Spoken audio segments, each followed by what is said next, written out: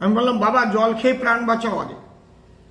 ওরা এক এক করে বাইরে এসে জলের জন্য, জল তো কাছাকাছি নেই, আমি জল কোথার থেকে দেব? জল তো বাইরে থেকে আনতে হবে, এত লোকের জল।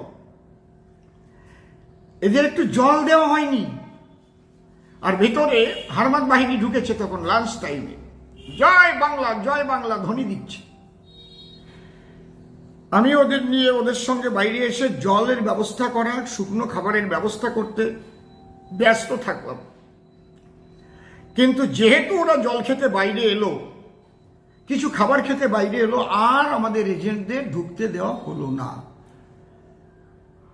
ওখানে বলা হলো যারা বাইরে গেছে তারা আর ভিতরে ঢুকতে পারবে না।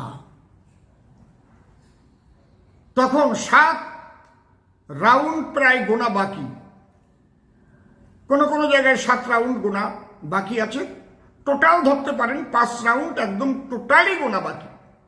আমি যখন বাইরে বসে আছি লাঞ্চের পরে, আমাকেও ঢুকতে দিল না। আমি আমার চিফ ইলেকশন এজেন্টকে দিয়ে ফোন করালাম আরো সাহেবকে, যে আমরা যদি হেরেও যাই, আমাদের ক্যান্ডিডেটকে তো একটা সই করতে হবে, আমি হেরে গেছি বলে মেনে নিলাম সেই ফর্মে। আরো সাহেব কি বলেছিলেন, ফোন কল রেকর্ডিং রয়েছে, বলছে না আসতে হবে না, সই করতে হবে না, আপনারা চলে যান। আমি কিন্তু লাস্ট অব্দি বাইরে বসে রয়েছি। আমার চিন্তা, আমি একটা এজেন্টকে রেখেও আমি যাব না। আমি দেখিনি যে অন্য গেট দিয়ে এজেন্ট বেরিয়ে গেছে, মাদারের এজেন্ট।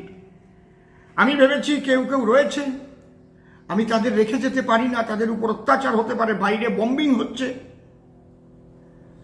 আর ঢুকতে দিল না আমাদের এজেন্টদের, আমাকেও ঢুকতে দিল না, এবং পরিষ্কার বলে দিল আপনি চলে যান, আপনাকে সই করতে হবে না। ওরা দেখি ইচ্ছা মতো রেজাল্ট আউট করছে। প্রথম থেকেই বিভিন্ন জায়গায় আমি জয়লাভ করেই আছি।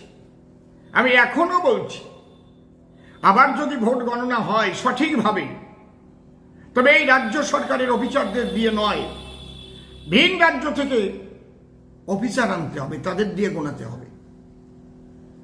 সঠিকভাবে গণনা হলে আপনারা বুঝতে পারবেন যে পরিস্থিতি কি হয়। মাননীয় ইলেকশন কমিশনারের কাছে আমার অভিযোগপত্র দায়ের করা আছে, তিনি তার জবাবও দিয়েছেন, এবং আমরা এই বিষয় নিয়ে হাইকোর্টে যাচ্ছি। আমি উকিল মারফতই অভিযোগ জানিয়েছি। আমি যখন বাইরে বসেছিলাম, হারমাত বাহিনী আমাকে ঘিরে ফেলল, আমাকে বলছে গান করো গান করো, জয় বাংলা বলো, গান গাইতে হবে এখানে। আমার তো আর সেন্ট্রাল বাহিনী কাছে নেই, সেন্ট্রাল বাহিনী ওখান থেকে 1/2 কিলোমিটারের অর্ধেক দূরে।